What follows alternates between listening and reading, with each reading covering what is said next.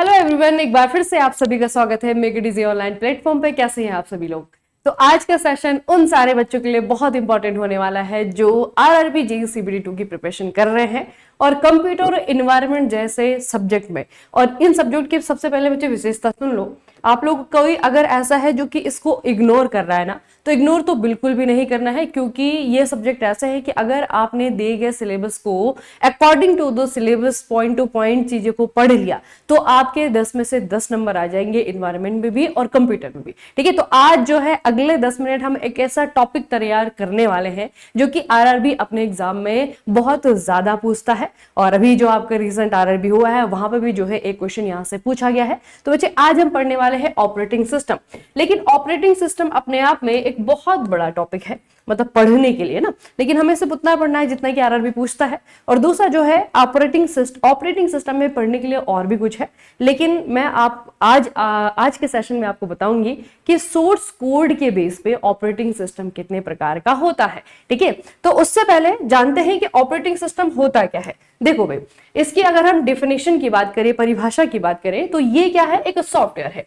और एक ऐसा सॉफ्टवेयर है जो कि कंप्यूटर के हार्डवेयर और यूजर, यानी कि आप और मैं, यूजर मतलब कि जो कंप्यूटर को इस्तेमाल कर रहा है, तो कंप्यूटर के हार्डवेयर और यूजर के बीच में ये इंटरफेस के रूप में काम करता है, ये ब्रिज बनाता है। आप लोग देखो बच्चे, ये यूजर है यानी कि जो कंप्यूटर को इस्तेमाल कर रहा है, और ये यूजर का हार्डवेयर है। तो हार्डवेयर की चीजों को जब हम इस्तेमाल करते हैं, हार्डवेयर यानी कि जैसा माउस है, कीबोर्ड है, ठीक है, मॉनिटर है, इन चीजों को जब हम इस्तेमाल करते हैं तो इन चीजों के अंदर जो सॉफ्टवेयर है उसे हम रन कर पाते हैं। तो बेसिकली हार्डवेयर और यूजर के बीच में जो कनेक्शन बनता है, जो ब्रिज बनता है, उस ब्रिज को बनाने के लिए आपका ऑपरेटिंग सिस्टम काम करता है। ठीक है, तो ये एक ब्रिज है, ये एक इंटरफेस है। ठीक है, ये एक तरीके से हमारे लिए काम को पॉसिबल करता है कि हम कंप्यूटर को रन कर पाए, कंप्यूटर को अपने अकॉर्डिंगली, या फिर कंप्यूटर के अंदर जो मोबाइल जो एप्लीकेशंस है उनका इस्तेमाल कर पाए, उसके लिए जो है आपका ऑपरेटिंग सिस्टम काम करता है। ठीक है, अच्छा, दूसरा आता है कि ऑपरेटिंग सिस्टम होने का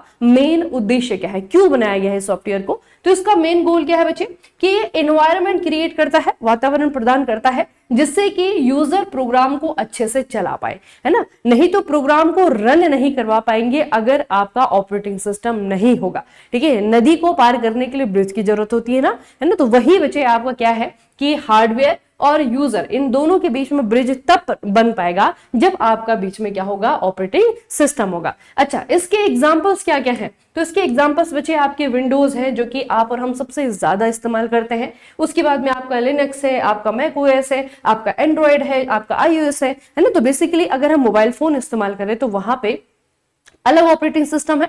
अगर हम डेस्कटॉप या फिर लैपटॉप इस्तेमाल कर रहे हैं तो वहां पे आपके अलग ऑपरेटिंग सिस्टम है। जैसे कि स्मार्टफोन के अंदर आपका एंड्रॉइड होता है, अगर आपके पास में आईफोन है तो आपके पास में आईओएस होगा, अगर आपके पास में एप्पल का लैपटॉप है तो उसके अंदर मैक ओएस होगा, है ना। तो इस तरीके से बेसिकली ऑपरेटिंग सिस्टम क्या होता है, अलग अलग तरीके से काम करते हैं। मोबाइल फोन के लिए अलग, स्मार्टफोन के लिए अलग, और दूसरा जो है आपका लैपटॉप और डेस्कटॉप के लिए अलग। ठीक है, तो ये सारे के सारे एग्जाम्पल्स आपको याद रखने हैं।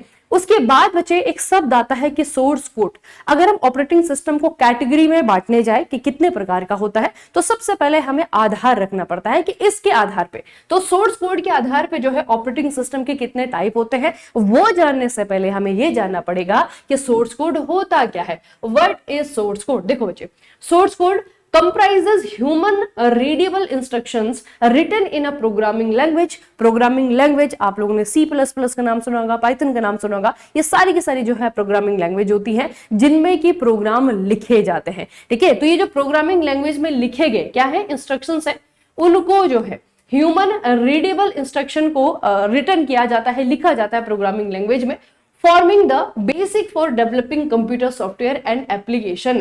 ठीक है, तो बेसिकली हम क्या करते हैं बच्चे कि जितने भी सॉफ्टवेयर होते हैं, जितने भी एप्लीकेशंस होते हैं, वो जिस रूप में हमें दिखते हैं वो एग्जैक्टली वैसे नहीं होते हैं। उनके पीछे होती है एक बहुत ही कठिन प्रोग्रामिंग लैंग्वेज जिसको हम कोडिंग भी कहते हैं, है ना। जो एप्लीकेशंस होते हैं उनको कोड किया जाता है, वेबसाइट्स आप लोग देखते हैं उसके पीछे जो है आपकी कोडिंग होती है। तो बेसिकली वो जो आपका कोडिंग वाला हिस्सा है उसे कहा जाता है सोर्स कोड। ठीक है, तो सोर्स कोड के आधार पर अगर हम देखें, ऑपरेटिंग सिस्टम दो प्रकार का होता है। पहला जो आपका प्रकार है वो है ओपन सोर्स ऑपरेटिंग सिस्टम। देखो ये जो ओपन सोर्स है इसमें नाम में ही डेफिनेशन छुपी हुई है। ओपन सोर्स बेसिकली वो ऑपरेटिंग सिस्टम जो कि जिसका सोर्स कोड पूरी जनता के लिए खुला है, आपको किसी को पैसे देने की जरूरत नहीं है, आप उसको अपने अकॉर्डिंग जो है कोड कर सकते हो, अपने अकॉर्डिंग चेंज कर सकते हो और आपको किसी से उसे खरीदने की जरूरत नहीं है। ठीक है, तो यह है कि इनका सोर्स कोड जनता के लिए फ्री में अवेलेबल होता है ताकि वो इसे इस्तेमाल कर सके, इसे चेंज कर सके, संशोधित कर सके या फिर इसे डिस्ट्रीब्यूट कर सके। ठीक है, तो ये बच्चे आपको याद रखना है। इसके एग्जांपल क्या है, जैसे कि लाइनेक्स से बहुत ज्यादा जो है इसके बारे में क्वेश्चन पूछा जाता है, उबंटू है, एंड्रॉइड है ना। तो बेसिकली ये आपके ऐसे ऑपरेटिंग सिस्टम है जो कि ओपन सोर्स है क्योंकि इनका सोर्स किसी कंपनी के द्वारा ओन नहीं किया जा रहा है। ठीक है, फिर आता है आपका क्लोज सोर्स। क्लोज सोर्स यानी कि ये आपके कैसे ऑपरेटिंग सिस्टम होंगे कि इनका जो सोर्स कोड है वो लिखा गया और उसको जो है कोई पर्टिकुलर कंपनी ओन करती है। अगर हमें उनका ऑपरेटिंग सिस्टम इस्तेमाल करना है तो हमें पैसे देने पड़ेंगे, खरीदने पड़ेगा। देखो इसका सोर्स कोड प्राइवेट होता है और किसी कंपनी के स्वामित्व में यानी कि ओनरशिप में होता है। ठीक है, एग्जांपल के लिए हम क्या करते हैं बच्चे, विंडो के अलग अलग वर्जन खरीदते हैं। अभी विंडो 11 चल रहा है, उसके बहुत सारे वर्जन आते हैं। ठीक है, तो विंडो जो है आपका विंडोज ये जो है आपका क्या है ऑपरेटिंग सिस्टम है। बाकी मैक ओएस हो गया, आपका आईओएस हो गया, एप्पल की जो है आपकी ऑपरेटिंग सिस्टम है। ठीक है, तो ये सारे के सारे ऑपरेटिंग सिस्टम ऐसे हैं जो कि ओपनली अवेलेबल नहीं है हमारे लिए, यूजर्स के लिए। ठीक है, अगर हमें इनका इस्तेमाल करना है तो हमको क्या करना पड़ेगा, पैसे देने पड़ेंगे उन कंपनीज को जिन्होंने इसे बनाया है। ठीक है, तो इसे कहा जाता है क्लोज सोर्स ऑपरेटिंग सिस्टम। अब जब हमने दो कैटेगरी पढ़ ली है तो एक बहुत अच्छी सी चीज मैं आपको बताती हूँ ऑपरेटिंग सिस्टम के बारे में जो कि एग्जाम में आपकी बहुत ज्यादा हेल्प करेगी। Essential functions of operating system, कि ऑपरेटिंग सिस्टम क्या क्या काम करता है। तो अगर आप देखोगे ना बच्चे तो बहुत सारे काम करता है। अगर आप देखोगे कि ऑपरेटिंग सिस्टम जो है एक समय पे या फिर मतलब अपने काम के हिसाब से उसे जिस लिए बनाया गया है, अगर उसके हिसाब से आप देखोगे तो बच्चे इतने सारे काम जो है आपके ऑपरेटिंग सिस्टम के हैं। Process management, memory management, file system management, device management, user interface, control over system performance, coordination, ठीक है, एरर डिटेक्टिंग, आपके job accounting, network management, security and protection. तो बेसिकली बहुत सारे जो है इसके फंक्शंस होते हैं, लेकिन बेसिक फंक्शन मैं आपको बताती हूं जो कि कई बार एग्जाम में इस तरीके से पूछा जाता है कि एसेंशियल काम क्या है किसके, ऑपरेटिंग सिस्टम के। तो एसेंशियल में आपको क्या याद रखना है, सबसे पहले आता है आपका प्रोसेस मैनेजमेंट। ठीक है, एक साथ चलने वाले बहुत सारे कामों को, बहुत सारे प्रोग्राम को मैनेज करता है। क्या काम होता है, सबसे पहले मैनेजर का काम होता है इसका, मैनेजिंग मल्टीपल टास्क। उसके बाद बच्चे आपका दूसरा काम है इसका मेमोरी मैनेजमेंट का। कंप्यूटर की जो प्राइमरी मेमोरी होती है उसमें जो है बच्चे आपका रैम आता है ना, यानी कि रैंडम एक्सेस मेमोरी आता है। तो उसको ट्रैक करना, उसको डिस्ट्रीब्यूट करना, ये सब काम किसका होता है, ऑपरेटिंग सिस्टम का होता है। उसके बाद अगला काम आता है आपका फाइल मैनेजमेंट यानी कि डेटा। ठीक है, जो काम हमने किया है उसको स्टोरेज डिवाइसेस पर फाइल और डायरेक्टरी के रूप में रखना और उसको मैनेज करना, ये काम भी किसका होता है, ऑपरेटिंग सिस्टम का काम होता है। ठीक है, तो ये भी बच्चे एसेंशियल फंक्शन हो गया। उसके बाद आता है सिक्योरिटी, जो बहुत ही इंपॉर्टेंट है। जो डेटा आपने कंप्यूटर के भीतर रखा है वो कितना सिक्योर है। ठीक है, तो पासवर्ड और जो अनुमतियां होती है यानी कि जो परमिशंस होती है उसके माध्यम से डेटा और सिस्टम संसाधनों की सुरक्षा करना। तभी आप लोग देखते हो कोई चीज डिलीट करनी है इधर से उधर जो है आपको रिमूव करनी है, उससे पहले जो है डायलॉग्स बॉक्स जो है आपका ओपन होता है, पूछता है कि क्या एक्चुअल में आप ये काम करना चाहते हो या फिर नहीं करना चाहते ना। तो इस तरीके से जो है सिक्योरिटी की जिम्मेदारी भी किसकी है, इसी की है। Security, file management, memory management और आपका प्रोसेस मैनेजमेंट, ये क्या है, ये है essential function of an operating system. बाकी क्या है कि बहुत सारे काम जो है इसके होते हैं वो भी जो है आपको याद रखने हैं। अब बच्चे कुछ टर्म्स मैं आपको बता रही हूं जो आपको याद रखने हैं, जो कि ऑपरेटिंग सिस्टम में बहुत इंपॉर्टेंट होता है। अगर आप ऑपरेटिंग सिस्टम पढ़ते हो है ना, या फिर एग्जाम की प्रिपरेशन कर रहे हो तो ये टर्म का मीनिंग आपको पता होना चाहिए। पहला शब्द है आपका कर्नेल। ठीक है, ये ऑपरेटिंग सिस्टम का मुख्य हिस्सा है जो कि सिस्टम संसाधनों का प्रबंधन करता है। क्या काम करता है बच्चे, ये आपका ऑपरेटिंग सिस्टम का एक तरीके से कोर पार्ट है, सबसे मेन पार्ट है और ये मैनेज करता है सिस्टम रिसोर्सेस को। ठीक है, संसाधनों को, रिसोर्सेस को मैनेज करने का काम करता है। उसके बाद है आपका GUI यानी कि ग्राफिकल यूजर इंटरफेस।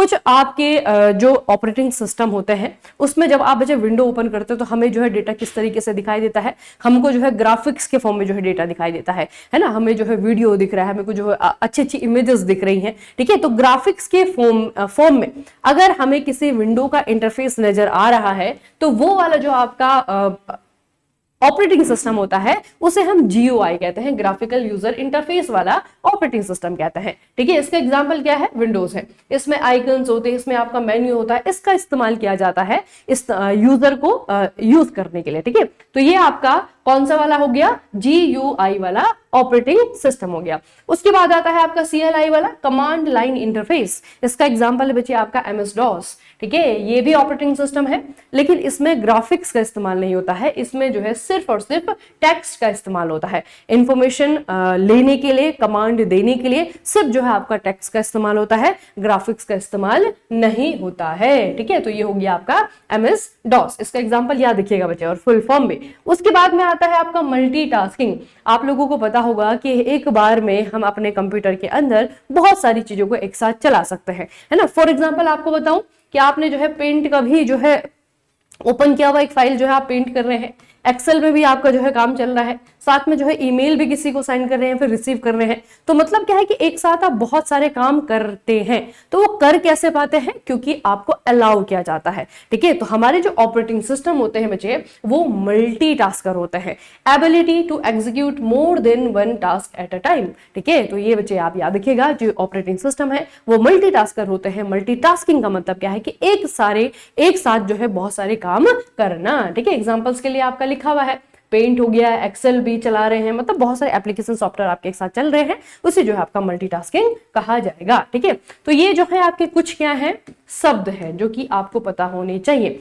अब क्या है कि आरआरबी के पैटर्न पे आधारित एक प्रैक्टिस क्वेश्चन मैं आपको करवा रही हूं। क्वेश्चन में पूछा हुआ कि which of the following is the heart of an operating system. Operating system का जो कोर पार्ट है, हार्ट है, वो क्या होता है, शेल है, कर्नेल है, डेस्कटॉप है, या फिर आपका बायोस है। तो ये आपका क्या होता है बच्चे, कर्नेल, ठीक है, याद रखना है आपको। इसका सॉल्यूशन है कर्नेल। कर्नेल जो है आपका हार्ट कहा जाता है। जैसे कि हम क्या करते हैं, अगर हम कंप्यूटर पढ़ते हैं तो एक बहुत ही बेसिक सा क्वेश्चन पूछा जाता है कि कंप्यूटर का ब्रेन क्या है, तो हम क्या कहते हैं, सेंट्रल प्रोसेसिंग यूनिट, यानी कि CPU जो है आपका कंप्यूटर का ब्रेन है। उसी तरीके से जो है ऑपरेटिंग सिस्टम जो है पूरी तरीके से डिपेंड करता है कर्नेल पे।